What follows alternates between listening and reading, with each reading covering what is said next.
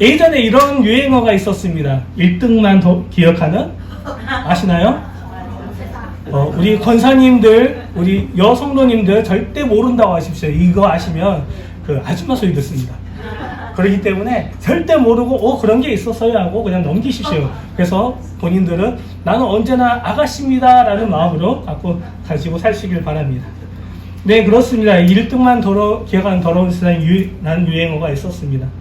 이게 왜 그랬냐면 그 당시 좀 이슈가 되었던 게 우리나라 선수들이 은메달을 땄는데 은메달 딴 선수에 대해서는 그냥 무시하는 거예요. 겨우 은메달 땄어? 겨우 은메달이야. 이런 게 많았습니다. 지금은 많이 좋아졌지만 그 당시에는 금메달 아니면 방송에서도 조명하지도 않고 방송에서 초청하지도 않았습니다. 그래서 은메달 딴 우리나라 선수들 보면 늘 울어요. 기쁨이 없어요. 근데 반대로 서양권 선수들 동메달 따고 은메달 따면 환하게 웃고 있습니다. 왜냐하면 그들은 최선을 다해서 은메달, 동메달을 땄기 때문에 기쁜 겁니다. 근데 우리나라는 금메달 아니면 다 울고 있습니다.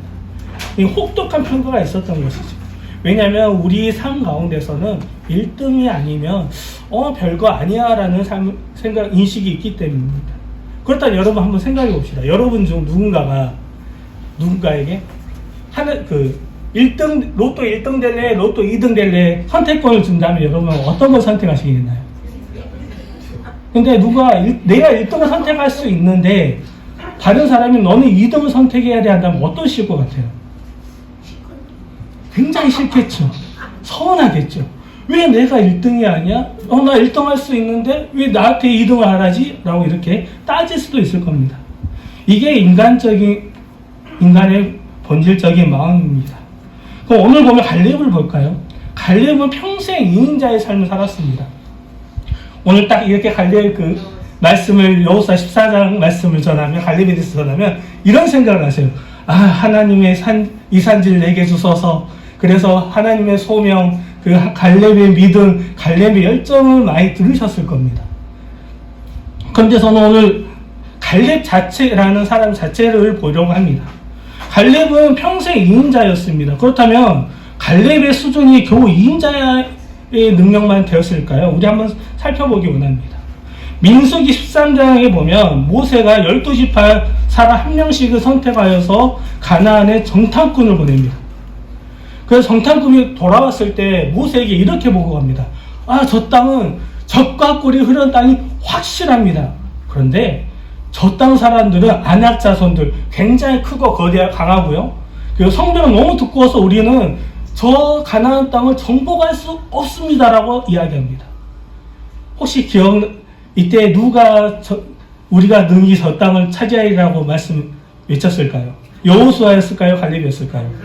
네, 갈렙입니다. 11명은 그 땅은 우리가 점령하지 못한다고 이야기하고 있었던 겁니다. 거기에 여호수아도 포함되어 있습니다. 그런데 유일하게 갈렙만이 그 땅은 우리가 능히 차지하리라 라고 외칩니다. 이걸 통해서 하나님이 민수기 14장에 갈렙에 대해서 어떻게 말씀하시냐면 모세에게 갈렙은 온전히 내 뜻을 따랐으므로 그는 죽어서 다른 이스라엘 백성이 다 죽더라도 오직 그는 살아서 가나안 땅을 받는다고 이야기합니다. 그래서 하나님이 온전히 날 따르는 사람이라고 칭찬을 하시지요. 그리고 14장에서 보면 10명의 정탐꾼 얘기를 들은 이스라엘 백성들이 갈렙과 모세와 여호수아를 돌로 치려 할 때 여호수아와 갈렙이 옷을 찢으면서 외치죠. 그 땅을 우리가 차지할 수 있다. 이렇게 보면 갈렙은 결코 2인자의 그릇이 아닙니다. 여호수아가 아니었으면 하나님이 여호수아를 선택하지 않았다면 아마 갈렙이 여호수아 대신 이스라엘 지도자가 될 수 있었을 것입니다. 그러면 왜 제가 이 말씀을 준비하면서 이 말씀을 전하려고 하냐면 우리는 늘 생각하기를 내 삶은 왜 온전치 못할까? 내 삶은 왜 한계가 있을까? 왜 하나님은 내 기도를 들어주시는 것 같은데 나에게 응답이 더딜까라고 생각을 많이 하게 됩니다. 그것들을 한번 해결하기 위해서 이 말씀을 준비하였습니다. 그렇다면 우리가 갈렙의 삶을 되돌아봐야 되는데요. 갈렙은 어떤 삶을 살았을까요? 갈렙은 모세가 죽은 후 여호수아가 이스라엘 지도자가 된 후에 어떠한 삶을 사냐면 조용한 삶을 삽니다. 나타나지가 않아요. 전쟁사에서 갈렙이라는 이름이 없습니다. 땅을 정복하러 갈 때 여호수아가 여리고 아이성 이 두 전투에서도 갈렙의 이름이 나타나지 않습니다. 갈렙은 그럼 어떠한 느낌이 들까요? 아까 여러분 얘기하셨죠. 누가 1등 당첨되라고 2등 당첨되라면 굉장히 서운하고 굉장히 화가 나고 질투가 날 것입니다. 그런데 갈렙은 그러지 않았습니다. 갈렙은 어떤 삶을 살았냐면 오직 하나님의 뜻을 따르는 삶을 살았습니다. 그 삶이 뭐냐면 하나님이 헤브론 산지를 갈렙에게 주실 거라는 그 말씀을 믿는 삶이었습니다. 그래서 그는 눈앞에 보이는 것에 흔들리지 않았어요. 여리고를 승리했을 때, 아이서승에 패배했을 때 갈렙은 전혀 나타나지 않습니다. 오히려 갈렙이 아이성에서 패배했을 때 여호수아에게 나타나서 왜 이 패배를 했습니다 라고 외칠 수 있었지만 갈렙은 그러지 않았습니다. 왜? 하나님의 뜻이 거기 있지 않기 때문이죠. 갈렙에 향한 하나님의 뜻은 아이성 여리고가 아닌 헤브론 산지였기 때문입니다. 그렇기 때문에 그는 주변에 보이는 것들, 그것들에 대해서 전혀 영향을 받지 않았습니다. 아까 우리 집사님이 기도하셨는데 이번 주에 굉장히 큰 이슈가 있었지 않습니까? 화요일 저녁에 친구에게 카톡이 왔어요. 윤석열 대통령께서 대단한 일을 했다고. 그래서 보니까 순화에서 말씀드릴 겁니다. 제 친구가 극진보이기 때문에 LA이기 때문에 순화에서 말씀드리는데 대단한 일을 했다고 합니다. 그래서 뭔 일인가 하고 뉴스를 봤는데 비상계엄령을 선포하였더라고요. 그 내용을 보고 나서 저는 잘 잤습니다. 그 이유를 말씀드리겠습니다. 사람마다 다르기 때문에 어쩔 수 없습니다. 그래서 그 다음날 직장에 출근해서 출근하는 사람한테 물어봤습니다. 잘 주무셨어요? 하니까 사람들이 다 잘 못 잤대요. 같이 일하시는 분들 정치에 관심이 없는데 굉장히 분노하시면서 왜 비상계엄령이라면서 잠을 못 잤다고 합니다. 근데 저는 잠을 잘 잤습니다. 왜냐면 그것들이 내 삶에, 내 믿음에 별 영향이 끼쳐지는 게 아니기 때문이죠. 그렇다고 해서 우리가 정치를 외면하고 돼서는 안 됩니다. 왜냐하면 그것 또한 하나님이 우리에게 주신 환경이고 세상이기 때문입니다. 만약 우리가 많은 사람들처럼 흔들린다고 한다면 진짜 이 나라는 위험해질 수 있을 겁니다. 하지만 아직 이 나라가 안전하고 안정된 것은 그렇게 하나님 안에서 신실하고 단단한 믿음을 가지고 있는 성도들이 단단히 안정감 갖고 있기 때문에 많은 불안 가운데서도 사람들이 안정감을 찾을 수 있다고 믿습니다. 갈렙이 그랬습니다. 아이성에서 대패했습니다. 고작 아이성에서요. 그런데도 갈렙은 그것을 보지 않았습니다. 오직 자기의 때를 기다렸습니다. 그렇기 때문에 우리는 세상의 것을 바라봐서는 안 됩니다. 비상계엄령 선포되었다고요. 거기에 감정이 흔들리고 불안해하지 마십시오. 하나님이 온전히 우리를 지키실 것입니다. 그렇기 때문에 우리의 시선은 거기가 아닌 하나님과 예수님에게 두어야 합니다. 그리고 그것은 이 세상은 우리에게 주어진 영적인 전쟁터입니다. 그렇기 때문에 우리는 늘 성도의 의무는 그 영적 전쟁터에서 싸우고 승리하는 것입니다. 그 싸움은 육적으로 하는 게 아니라 영적인 전투인 것입니다. 그렇기 때문에 우리는 늘 영적인 전투, 그 성도의 의무를 잘 이행해야 합니다. 그렇다면 그 영적인 전투는 우리가 어떻게 승리할 수 있을까요? 그 답은 갈렙에게 있습니다. 아까 얘기했듯이 갈렙은 45년 동안 세상에 드러나지 않았습니다. 그런데 전쟁이 멈추고 14장에 이제 땅을 분배하고 나서 다 분배한 후 갈렙이 나타납니다. 여호수아에게. 그리고 말합니다. 헤브론 산지를 내게 주십시오. 그것은 모세를 통해서 하나님이 내게 주신 땅입니다. 라고 여호수아에게 말합니다.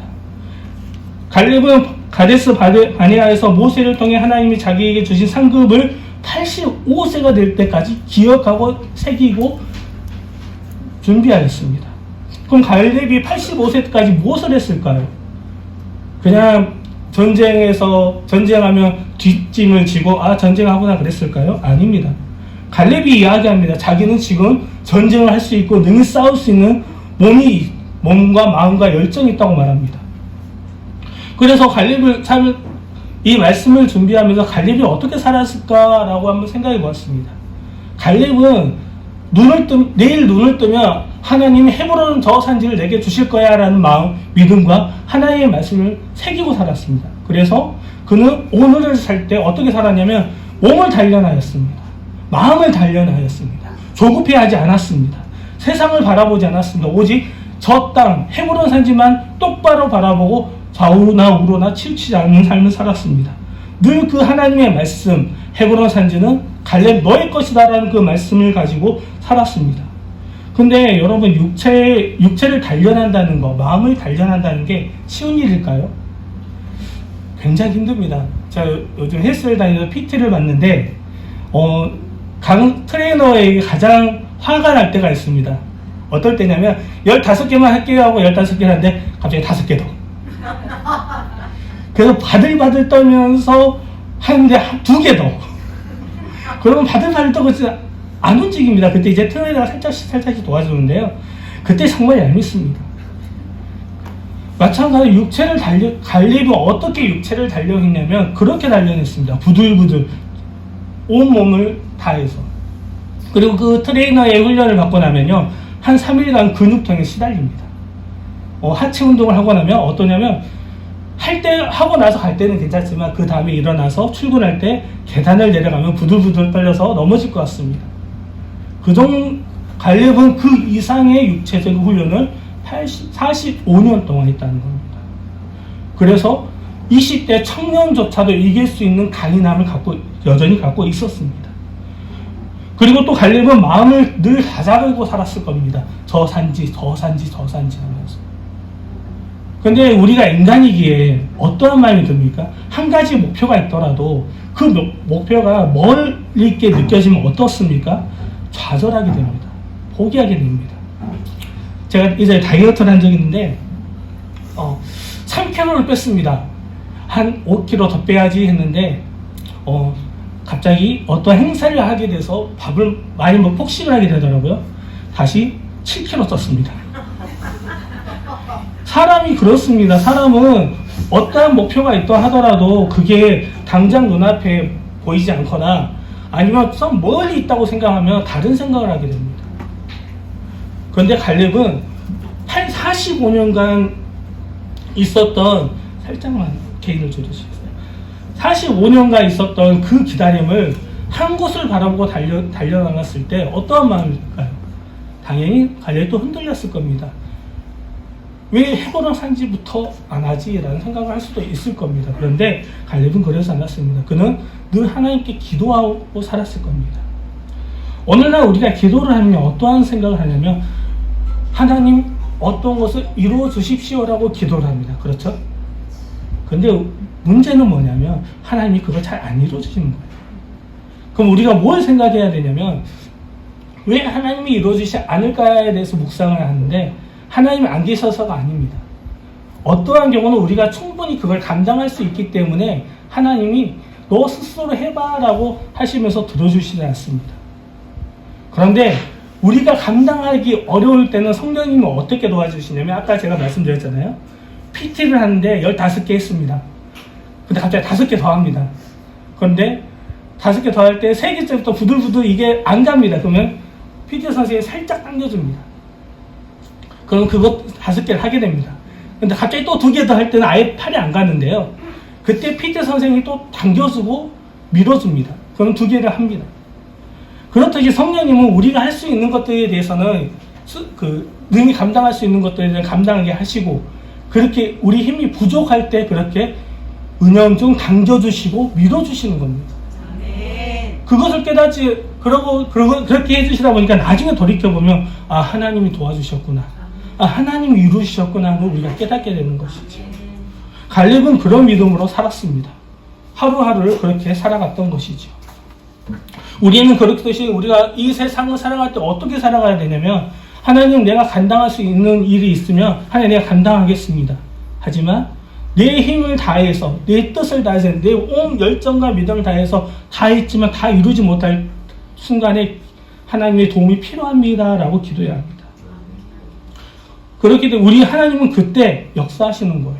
내가 최선을 다해서 말씀을 대로 살아가고 내가 세상을 살아나가고 있을 때 내가 무릎을 쥐쳐서 무릎이 꿇으려는 그 순간에 하나님은 우리에게 힘을 주시고 일으켜 주시고 밀어주십니다.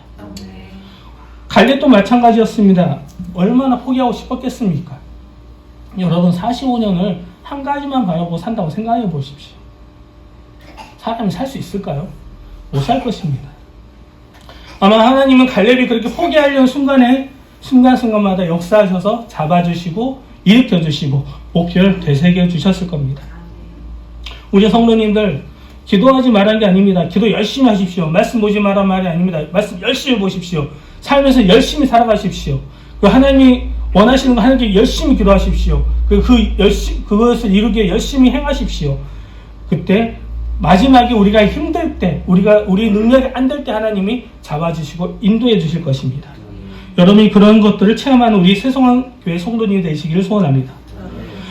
세 번째, 우리가 어떻게 살아가야 되냐면 갈렙처럼 살아가야 됩니다. 만일 갈렙이 평상시에는 정말 성격이 더럽고 주변 사람들에게 해코지를 하고 살았다고 가정을 해봅시다. 그런 갈렙이 갑자기 여호수아에게 저 산지를 내게 달라고 하면 많은 사람들이 그걸 인정했을까요? 절대 인정 안 합니다.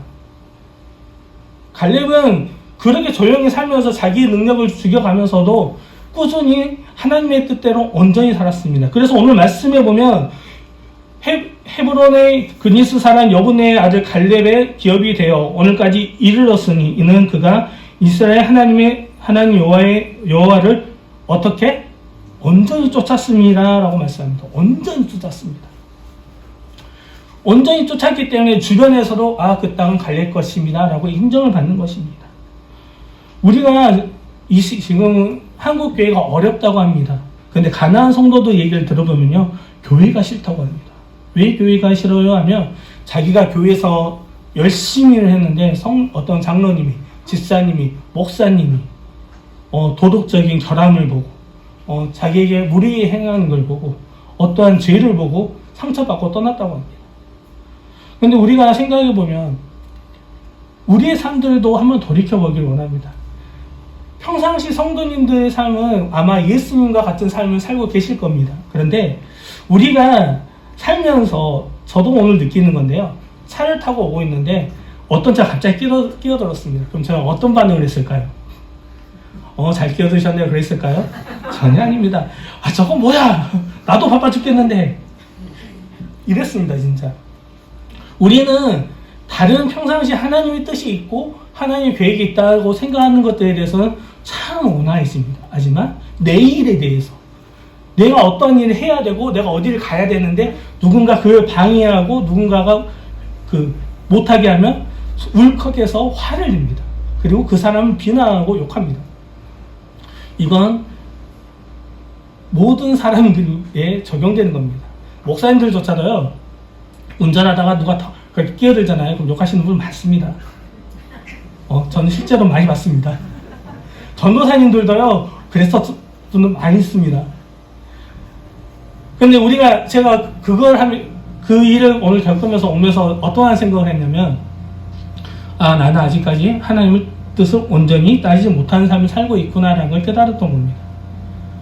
예수님이 어떻게 말씀하셨냐면, 내 이웃이 오리를 가져가면 심리를 가고 겉옷을 벗어달라 하면 속옷까지 벗어주라고 예수님이 말씀하셨습니다. 그런데 우리는 하나님 교회에서 어떠한 것들을 한다고 하면 그렇게 하지만 내 삶에서 내 주관적인 삶에서 살 때는 그러지 않는 경우가 너무 많다는 것이죠. 그렇다고 이것을 무조건적으로 하라는 건 아닙니다. 그리스도인들이, 기독교인들이 가장 갖고 있어야 할 게 뭐냐면 결단력입니다. 해줘야 할 건 해줘야겠지만 하지 말아야 할 건 하지 말아야 합니다. 이걸 잘 구분할 수 있어야 합니다. 즉 진짜 긍휼히 여길 것은 긍휼히 여겨주고 그렇지 않은 건 단호히 끊어야 됩니다. 위선하고 게으른 나에게 도움을 주십시오라고 요구할 때는 단호히 끊어야 되고, 진짜 삶에서 최선을 다했는데 어렵고 힘든 사람들에게서 우리가 긍휼을 베풀어야 된다는 것이죠. 우리가 그렇게 하나님의 뜻대로 살아나가야 됩니다. 갈렙은 그렇게 살아나갔습니다. 많은 도움을 줬을 겁니다. 전쟁에서 패했는데 갈렙이 모른 채 했을까요? 그러지 않았을 겁니다. 그렇다면 우리는 갈렙처럼 그렇게 하나님의 뜻을 온전히 살아갈 수 있도록 노력해야 됩니다. 그리고 갈렙이 하나님의 뜻을 온전히 살았다고 입증해 주신 분이 바로 하나님입니다. 민수기 14장에서 하나님이 모세에게 말합니다. 갈렙만이 오직 내 뜻대로 내 뜻을 온전히 따랐다고요. 그것처럼 우리는 갈렙처럼 온전히 우리의 모든 삶들이 온전히 하나님께 드릴 수 있는 삶이 되어야 됩니다. 그런데 이게 솔직히 말씀드립니다. 그렇게 되기는 쉽지 않습니다. 처음부터 이렇게 확 변하는 건 절대 불가능합니다. 예를 들어서 바울을 얘기를 들어볼까요? 사도 바울이 다메섹에서 예수님을 만나서 변화하였다고 합니다. 그렇죠? 그러면 그 바울의 삶을 우리가 돌이켜볼 때 바울은 늘 예수님처럼 온전한 사랑을 베풀고 하나님의 뜻대로 살았을까요? 대부분 그렇다고 생각하는데 아닙니다. 마가가 도망갔을 때 갈렙이 바나바와 싸우게 됩니다. 다음 전도여행 때 마가를 데려가는 마냐에 따라서. 갈렙도 자기 고집대로 자기 생각대로 한 경우가 있습니다. 우리도 다 그래서 예수님 외에 우리는 다 그렇게 살 수밖에 없습니다. 그런데 제가 여기서 어떤 걸 제시하냐면 아주 큰 것이 아니라 정말 작은 거 하나부터 하나의 뜻대로 온전히 될 수 있도록 노력하는 삶을 이야기하는 겁니다. 제가 예수님을 만나기 전에는 정말 욕을 많이 했습니다. 목포분 계시나요?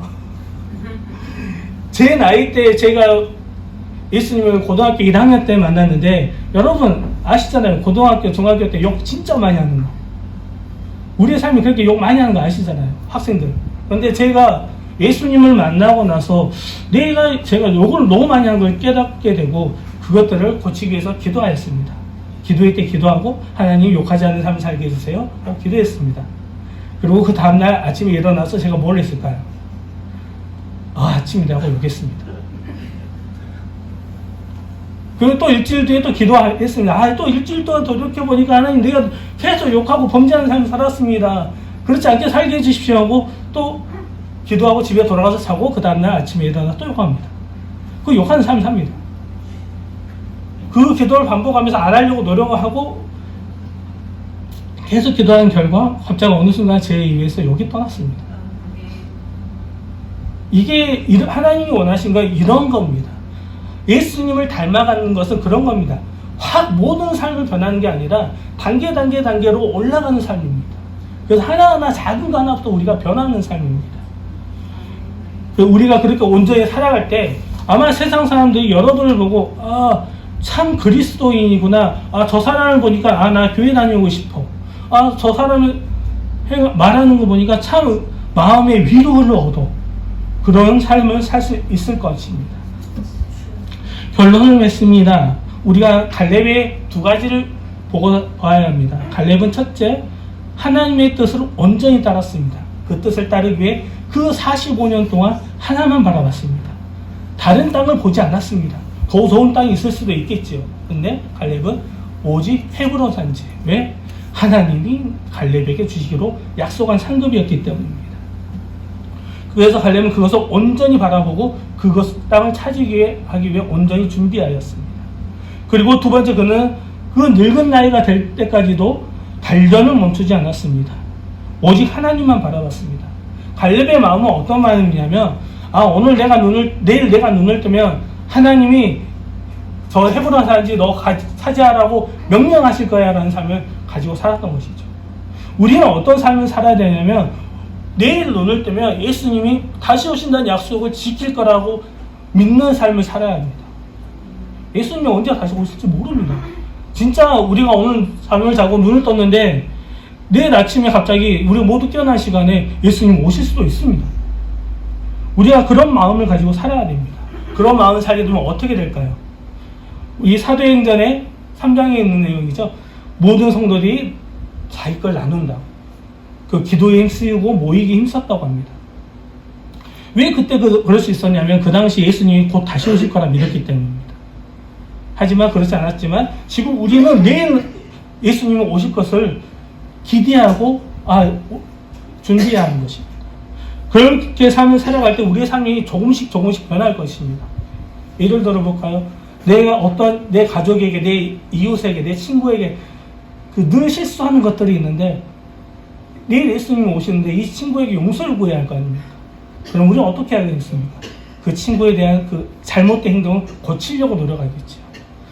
그렇다고 어느덧 기도하면서 그것들을 준비하면 어느덧 내 모습이 그것들이 멈춰지고 은혜를 나타낼 것입니다. 우리가 요즘은요, 예전에는 우리 권사님들 시절 때만 해도 전도하러 나가면 뭐 사형리를 읽어준다, 뭐 전도지를 읽어준다, 그런 게 통했어요. 왜냐하면 그때는 책이라는 게 귀했고 정보라는 게 귀했습니다. 근데 지금은 간단히 손에 있는 핸드폰을 몇 번만 두드리면 모든 정보가 나옵니다. 그런 시대에 그 사형리 그런 걸 길게 읽어준다고 해서 큰 효과는 없을 겁니다.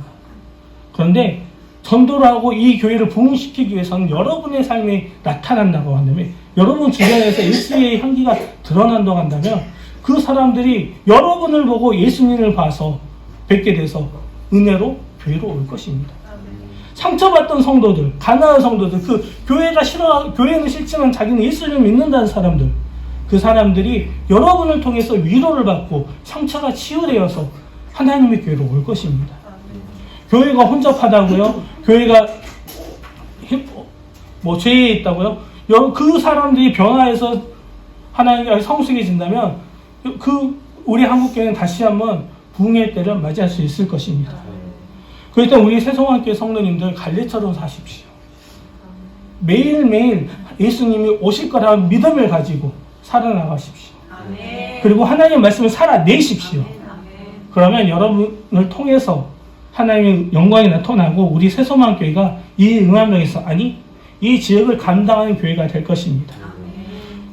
주님의 뜻대로 갈래처럼 하나님의 뜻을 온전히 따르는 우리 새소망교회 성도님 되시기를 소원합니다. 기도하겠습니다.